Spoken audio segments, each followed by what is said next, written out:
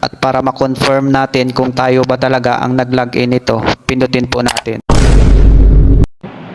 Paano mo malalaman kung may nag-login sa inyong Gmail account or Google account? Kung gusto mong malaman, click mo muna ang follow button sa tabi ng aking pangalan para updated ka sa mga susunod kong tutorial. Open nyo lang po ang inyong Chrome and then sa search bar ay isearch lang po natin dito ang Gmail login. And then kapag na-search nyo na po ang Gmail login, pindutin lang po natin itong tatlong guhit na makikita po sa upper left side. At pagkatapos ay pindutin lang po natin itong search history. At pagkatapos ay pindutin nyo lang po itong Siyam na Tuldok na makikita po sa tabi ng inyong picture profile.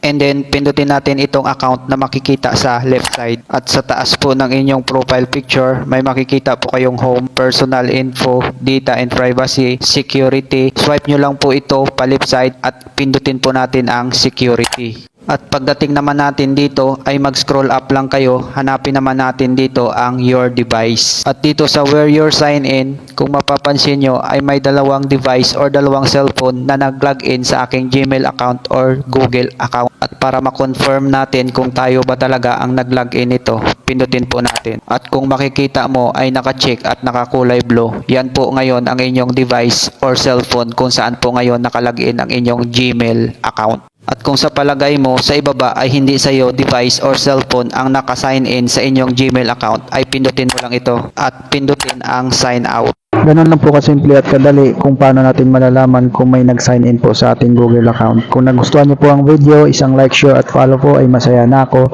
At magkita-kita po tayo in my next video.